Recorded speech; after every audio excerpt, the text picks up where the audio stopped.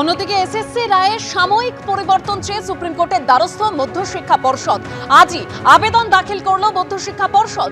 নতুন নিয়োগ প্রক্রিয়া সম্পূর্ণ না হওয়া পর্যন্ত চাকরিহারাদের কাজ চালানোর অনুমতি প্রার্থনা করা হয়েছে।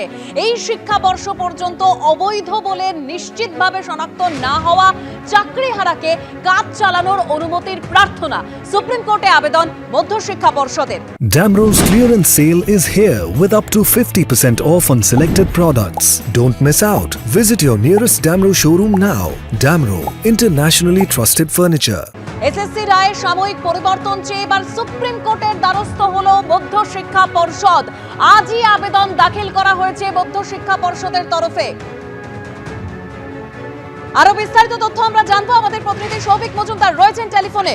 সৌভিক, দেখো, মধ্যশিক্ষা পর্ষদের তরফ থেকে সুপ্রিম কোর্টে আজই এই আবেদন জানানো হয়েছে এবং সেখানে তারা স্পষ্টত বলছেন যে সুপ্রিম কোর্ট তার যে রায় ইতিমধ্যে দিয়েছে এবং যে রায়ের ফলে প্রায় 26,000 ব্যক্তি যারা চাকরি হারা হয়েছেন তাদেরকে নিয়েই এই আবেদনপত্র করা হয়েছে এবং সেখানে তারা বলছেন যে এই শিক্ষাবর্ষ শেষ না হওয়া পর্যন্ত বা সুপ্রিম কোর্টের তরফ থেকে যে নির্দেশ দেওয়া হয়েছিল যে অতি দ্রুত নতুন করে নিয়োগ প্রক্রিয়া সংগঠিত করতে হবে, সেই নতুন করে নিয়োগ প্রক্রিয়া সংগঠিত না হওয়া পর্যন্ত যাদেরকে নিশ্চিতভাবে অবৈধ বলে চিহ্নিত করা সম্ভব হয়নি সেই ব্যক্তিরা যেন কাজে যোগদান দিতে পারেন, তারা যেন স্কুলে যেতে পারেন, সেই মর্মেই সুপ্রিম কোর্টের তরফ থেকে নির্দেশ দেওয়া হোক।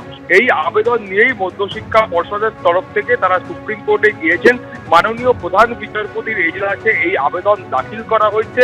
মনে করা হচ্ছে যে মাননীয় প্রধান বিচারপতি সুপ্রিম কোর্টের তিনি মনে করলে এই সপ্তাহের মধ্যে এই মামলার বিচার প্রক্রিয়া সুপ্রিম কোর্টে শুরু হতে পারে। এখন তুমি জানো যে পরিসংখ্যান মধ্যশিক্ষা পর্ষদের তরফ থেকে দেওয়া হয়েছে, সেখানে তারা স্পষ্টতই বলছেন যে এই সুপ্রিম কোর্টের তরফে যে নির্দেশ দেওয়া হয়েছে সেই নির্দেশের ফলে প্রায় 11 থেকে 12% শিক্ষক বা শিক্ষাকর্মী তারা কিন্তু কমে যাবেন এবং তার ফলে সরাসরি কিন্তু যে শিক্ষা ব্যবস্থা রয়েছে বা স্কুলগুলো পরিচালনা করতে তারা সমস্যার সম্মুখীন হচ্ছে এবং দেখা যাচ্ছে তারা একেবারে বেশ কয়েকটি স্কুলের নাম উদাহরণ দিয়ে বলেছেন যে যেখানে দেখা যাচ্ছে 25 জন শিক্ষক রয়েছে, সেই 25 জন শিক্ষকের মধ্যে 23 জন শিক্ষকের চাকরি চলে গিয়েছে, ফলে সেখানে মাত্র 2 জন শিক্ষক অবশিষ্ট থাকবে এবং ছাত্র সংখ্যা প্রায় 2000। এই 2000 ছাত্রকে 2 জন শিক্ষক কি করে শিক্ষাদান করবে সেটা নিয়েও কিন্তু মধ্যশিক্ষা পর্ষদের তরফ থেকে প্রশ্ন তোলা হয়েছে।